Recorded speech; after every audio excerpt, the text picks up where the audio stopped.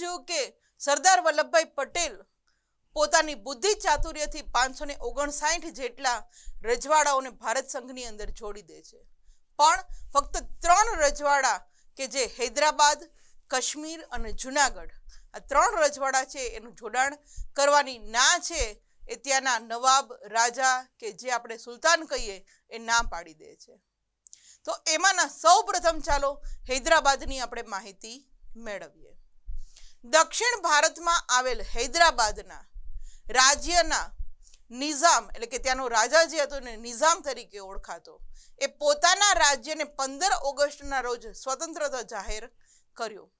ભારતને જ્યારે આઝાદી મળી ત્યારે આ દક્ષિણ ભારતમાં આવેલ આંધ્રપ્રદેશનું એક આ મોટું અત્યારે તો આપણે જેને આંધ્રપ્રદેશ એક રાજ્ય કહીએ છીએ, ત્યારે આ હૈદરાબાદ છે એક અલગ રાજ્ય હતું. તો આ હૈદરાબાદ રાજ્યનો નિઝામ હતો એ પોતાના રાજ્યને એમ કહે છે કે અમારે ભારત સંઘની અંદર નથી જોડાવું, પણ 15 ઓગસ્ટના રોજ પોતે સ્વતંત્રતા જાહેર કરે છે કે હું મારી રીતે જ મારા રાજ્યનું શાસન ચલાવીશ.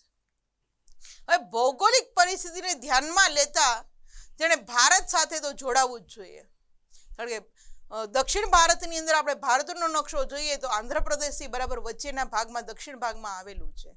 હવે એ પોતાનું રાજ્ય જો અલગ રાખે તો ભારતના બીજા જે રાજ્યો છે એનો જેમ કહેવામાં આવે કે એનો નકશો છે એ નીચે તરફ સુધી જતો હતો, તો વચ્ચેનો એક ભારતનો કટકો જાણે અલગ થઈ જાય એવો આખો આપણો નકશો બનતો હતો. એટલે ભૌગોલિક પરિસ્થિતિને ધ્યાનમાં લેતા તો આપણને એવું થાય કે આ ભારતનો જે એક ભાગ છે એટલે એને ભારત સાથે જોડાવવું જોઈએ, પણ આ હૈદરાબાદનો નિઝામ છે એ ના પાડે છે કે અમારે ભારત સંઘમાં જોડાવવું નથી.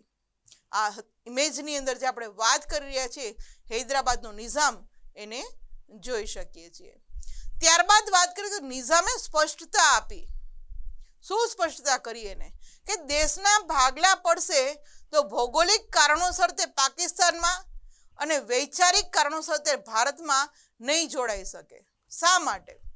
કારણ કે ભૌગોલિક હમણાં જ વાત કરી કે હૈદરાબાદ છે એ ભારતના દક્ષિણ ભાગની અંદર આવેલો છે, જ્યારે પાકિસ્તાન છે એ આપણને ખ્યાલ છે કે ભારતનો આપણે નકશો જોઈએ તો ભારતના ઉત્તરની સાઈડ ઉપરના વાયવ્ય ભાગની અંદર ઉપરની સાઈડ આપણને પાકિસ્તાન છે એ આખું નજરે પડે છે.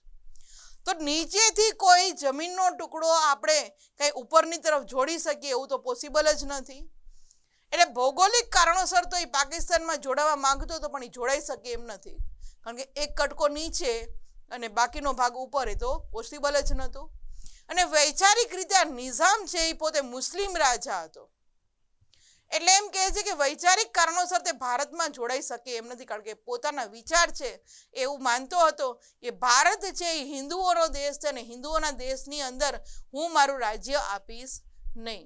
એટલે નિઝામ છે એમ કહે છે કે ભૌગોલિક કારણોસર તે પાકિસ્તાનમાં અને વૈચારિક કારણોસર તે ભારતમાં જોડાઈ શકે એવો નહોતું, એ માટે પોતાના રાજ્યને એ સ્વતંત્રતા જાહેર કરે છે.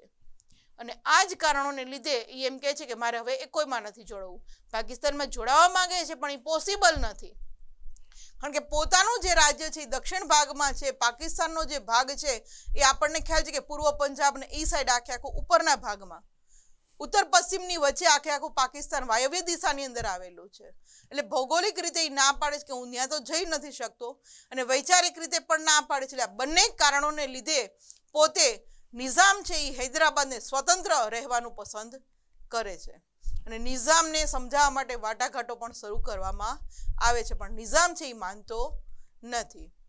નિઝામને જ્યારે આ સમજાવવાનો પ્રયત્ન કરે છે એટલે નિઝામના અધિકારીઓ શું કરે છે કે સેનાએ એના અધિકારીએ આ પ્રજા જે ત્યાંની હતી એની ઉપર અત્યાચાર ગુજારવાનું ચાલુ કરે છે કે તમે તમારા લોકોના કારણે જ આ ભારત સંઘ છે એ અમારી ઉપર દબાણ કરે છે કે અમે ભારત સંઘની અંદર જોડાઈ જઈએ.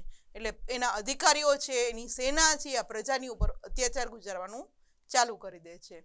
આ ઇમેજની અંદર જે આપણે વાત કરી રહ્યા છીએ હૈદરાબાદ સ્ટેટ કે જે 1947 વખતે જ્યારે આઝાદ થયું હતું ત્યારે આટલો એનો ભાગ રહેલો હતો. ત્યારબાદ વાત કરીએ તો સ્થિતિ જ્યારે અસહ્ય બની જાય છે કે લોકો ઉપર વધુ ને વધુ આ લોકો અત્યાચાર ગુજારે છે, આવી સ્થિતિ છે અસહ્ય બની જાય છે, ત્યારે આવી પરિસ્થિતિથી તંગ આવીને ભારત સરકારે પોલીસ પગલું ભર્યું કે હૈદરાબાદ રાજ્યની ઉપર આક્રમણ કરે છે અને હૈદરાબાદને ભારતીય સંઘની અંદર ભેળવી દે છે. અને એ દિવસ હતો 18 સપ્ટેમ્બર 1948.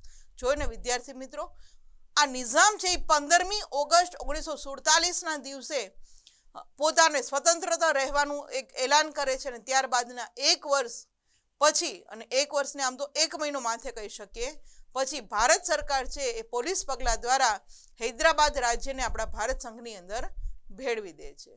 અને આ પોલીસ પગલું ભર્યું એટલે નિઝામ છે એ શરણાગતિ સ્વીકારે છે અને નિઝામને તેના હિતોના રક્ષણની બાંયધરી આપવામાં આવે છે. અને આમાં એમ કહેવામાં આવે છે કે જે પોલીસ પગલું ભર્યું અને હૈદરાબાદને આખું ભારત સંઘની અંદર જોડવામાં જે કામગીરી કરી હતી એ અગત્યની ભૂમિકા ભજવનાર બીજું કોઈ નહીં પણ આપણા જ ગુજરાતી કનૈયાલાલ મુનશી હતા.